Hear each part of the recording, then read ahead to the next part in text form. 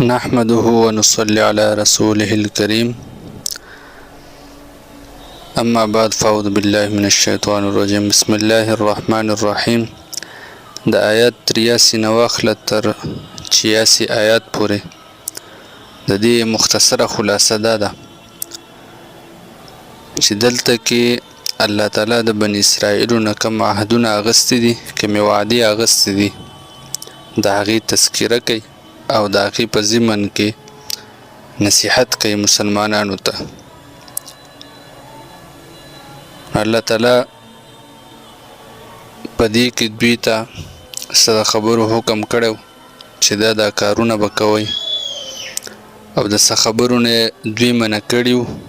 چې دا کارونه به نه کوئ. اوس د کومو خبرو دوی ته حکم شوی نو په هغې کې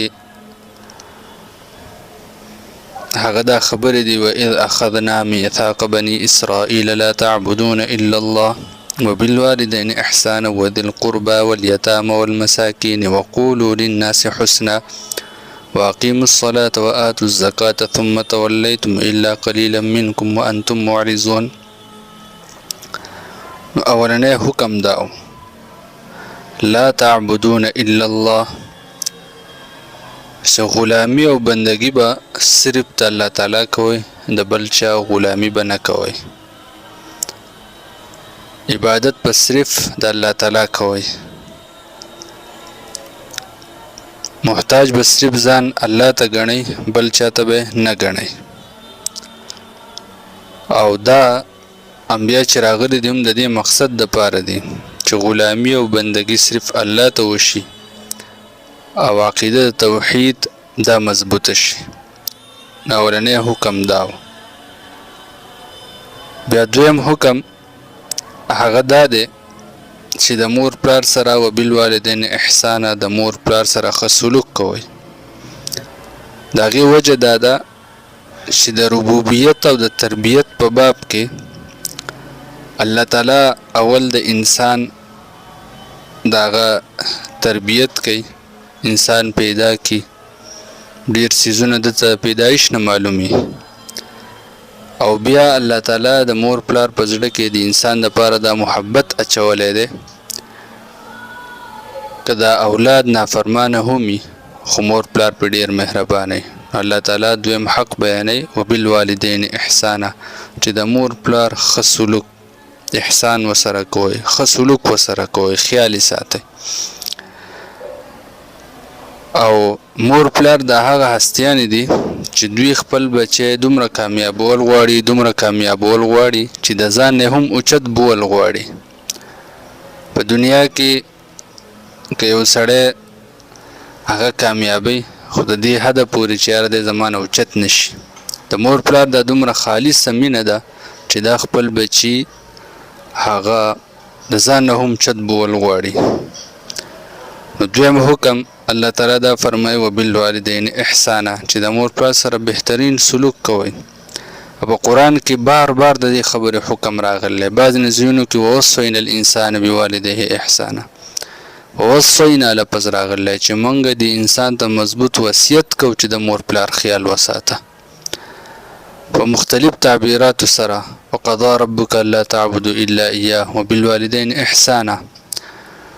قرآن کې چې الله تعالی خپل حق ذکر کړلی، د خپل حق سره سره د خپل عبادت سره د مور پلار سره ښه سلوک کول دایم ذکر کړی دی. نو دا بهترین د قرآن چې مور پلار له حق ورکړی دی چې یاره د دوی به دایمي خیال ساتي، همیشه به خیال ساتي، دوی ته به ځان ډیر محتاجه ګڼي ځکه دوی ستا ډیر زیات تربیت کړی دی او ستا ډیر زیات خیال ساتلی دی، تا له ډیره مینه درکړله او ستا ډیر خدمتونه کړي دي، مور ډیر خیال یې دله ساتلی دی. دریم حکم وذی القربه، او د رشته دارانو سره هم ښه سلوک کول، ځکه دا هم د مور پلار یو جز دی، نو د هغو هم خیال ساتل. او بل دی والیتامه، د یتیمانانو سره ښه سلوک کول. یتیم دا هغه مظلوم دی چې دا پټ مظلوم دی، د ظلم چاته هم نه ښکارېږي، او په دې معاشره کې د یتیم سره ډیر ظلم کولی کیږي او د احساس چې کله تاسو او مونږه د خپل غیر چاپیره نظر وکړو د یتیمانانو حال وګورو چې دلته کې څوک په میراث کې هغو سره کم سلوک کیږي دغه شان دغه سره خلک کم سلوک کوي کم رویه کوي نو بیا به مونږ ته پته ولګي په قرآن کې د یتیم سره ښه سلوک کول د یتیم خیال ساتل د دې بار بار حکم راغلی دی والمساکین او د مسکینانو سره د غریبانانو سره هم ښه سلوک کول وقولوا للناس حسنا او خلکو ته ښه خبره کول ښه وینا کول حق خبره کول په بهترین اندازې کول نو دا حکمونه راغلي واقیموا الصلاة او بل حکم منځ قایمول دی ځکه منځ الله تعالی د دې په قرآن کې بار بار ذکر کړی دی وآتوا الزکاة او زکات ادا کول ځکه به زکات سره به معاشره دا به ترقی کوي او یوازې به غریب چې دی نو مالدار چې دی هغه به د دولت دا نه خوري په دې کې به د غریب حصه غریب به هم د په دولت کې څه هغه به شریک دی به د حصه غریب له ورکوي نو دا غریب به د مالدار سره مخلص شي معاشره به برابر رواني دا غریب بغلاګانې نه کوي دی به لوټمار نه کوي دی به د مالدار مال ته غل نه وي ځکه دی موړ دی زکات ول ورکولی کېږي مالدار خیال ساتي نو د دې احکاماتو بیا په دویم آیات کې 84 نمبر آیات کې الله تعالی د یو څو خبرو نور چې دوی نه عهد اخیستی و هغه دا و وإذا أخذنا ميثاقكم لا تسفكون دماءكم چې یو بل وینې مه تویوئ قتل مه کوئ غارتګري مه کوئ د یو بل د وینو دشمن مه جوړیږئ ولا تخرجون انفسکم من دیارکم او بله نهي دا وه بل منه دا راغلوه چې خپل ځانونه مه وباسئ یعنی خپل خلک خپل مسلمانان د کورونو نه مه وباسئ هغه مه مهاجر کوئ په خپل قبیلې او قوم کې اختلافات مه جوړوئ په دې سره به تاسو هغه کمزوري شئ او بل حکم دوی ته دا و چې تاسو یو حکم خدا شو چې خانه جنګي مه کوئ لا تسفکون دماءکم خانه جنګي مه کوئ نقصان یې نقصان دا چې ستاسو اجتماعي قوت په خراب شي او تاسو به پناه شئ خونریزي خانه جنګي دا دومره بد شی دی چې دا قومونه تباه کوي دا نسلونه تباه کوي او دویم حکم دا و چې خپل عزیزان رشتہ داران هغه د وطن نه مه وباسئ ستاسو جماعت په کمزوری شي او چې جماعت یو کمزوری شو ډله یو کمزوری شوه نو غیر به په تاسو باندې حمله کوي او تاسو به غلامان جوړئ او دریم حکم دا و که یو کس تاسو نه قید شي نو هغه په فدیه کې آزاد کړئ نو دوی څه چل وکړو ثم انتم هؤلاء تقتلون انفسكم وتخرجون فريقا منكم من ديارهم تظاهرون عليهم بالإثم والعدوان وإن يأتوكم أسارى تفادوهم وهو محرم عليكم إخراجهم نو دې خلکو د اولینې دوه حکمونه خانه جنګي بس نه کړه د کورونو نه خپل رشته داران جلا وطن کول او ډله هغه کمزوري کول د دې نه قلار نه شو دا کارونه به کول خو دریم کم حکم چې د فدیې چې یادونه به یو کس قید شو نو هغه به آزادولو نو په دې حکم یې عمل شروع کو او دا وی دا زمونږ فرض دی چې مونږ دا کس کو آزاد کو نو الله تعالی فرمایي افتؤمنون ببعض الكتاب وتكفرون ببعض چې تاسو په بعضې کتاب باندې ایمان نه وړئ په بعضې باندې انکار کوئ اوس الله تعالی قتل حرام کړی دی خانه جنګي حرام کړی ده او دغه شان یو بل جلا وطن کول حرام کړی دي نو په هغې عمل نه کوئ هغه ستاسو د خواهش سره سمون نه خوري او دا دریم حکم چې دی فدیه اخیستل شو په فدیه باندې کس آزادول شو نو په دې باندې عمل کوئ او دا خپله مذهبي فرض ګڼئ نو الله تعالی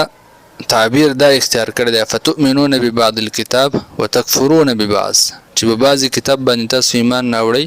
او د بعضې کتاب نه تاسو انکار کوئ. اوس دا اصول څه مطلب دا دی چې د خپل خوښې او د خواهش مطابق خبره منل د الله تعالی حکم ځکه منم چې دا زما د خواهش مطابق دی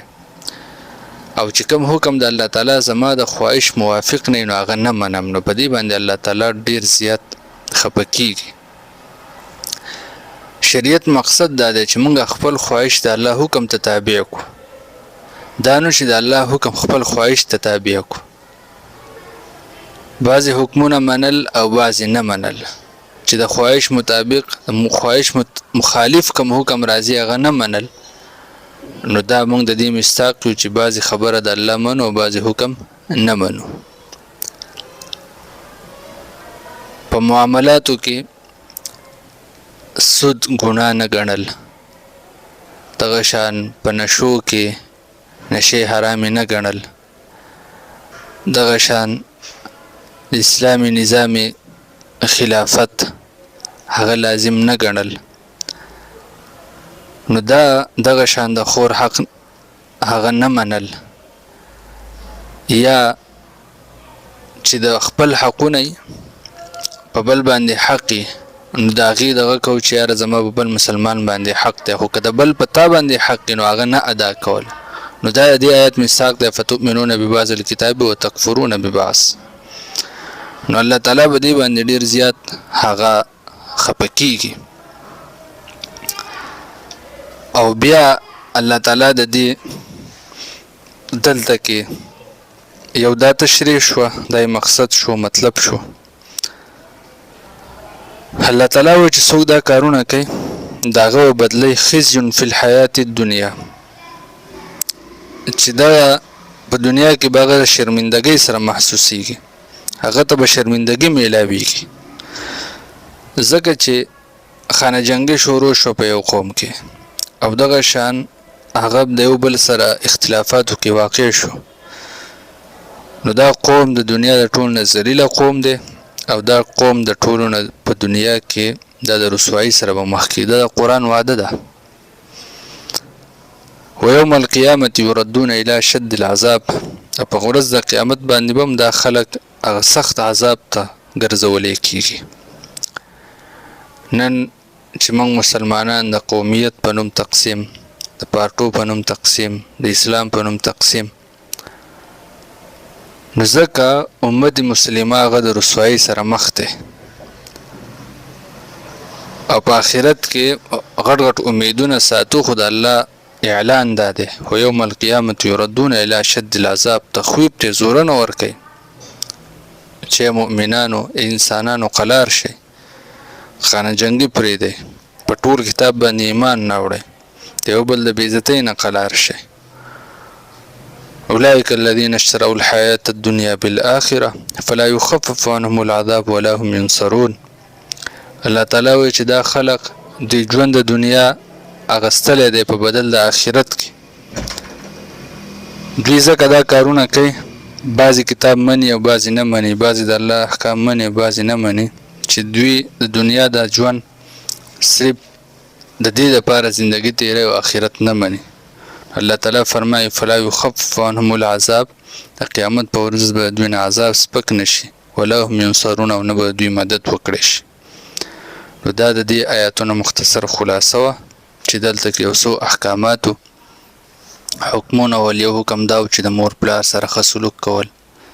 د الله تعالی عبادت کول د هغه بندګي کول د رشته دارانو سره ښه سلوک کول د یتیمانانو او مسکینانو سره ښه سلوک کول او دغه شان د خلکو سره په ښایسته طرز و طریقې سره هغه وینا کول بیا مونځ قایمول زکات ورکول او دغه شان یو څو منې وې یوه منه دا وه چې وینه د یو بل مه تویوئ خانه جنګي مه کوئ یو بل د کورونو نه مه جلا وطن کوئ او بیا تخویف ذکر شو چې ګوره د قیامت ورځ را روانه ده او د قیامت ورځ ومنئ دا کارونه به د نه بیا نه کیږي او که د قیامت ورځ نه منئ صرف د دنیا نو بیا به په دې کارونو کې مبتلا کیږئ. واخر دعوانا الحمد لله رب العالمين.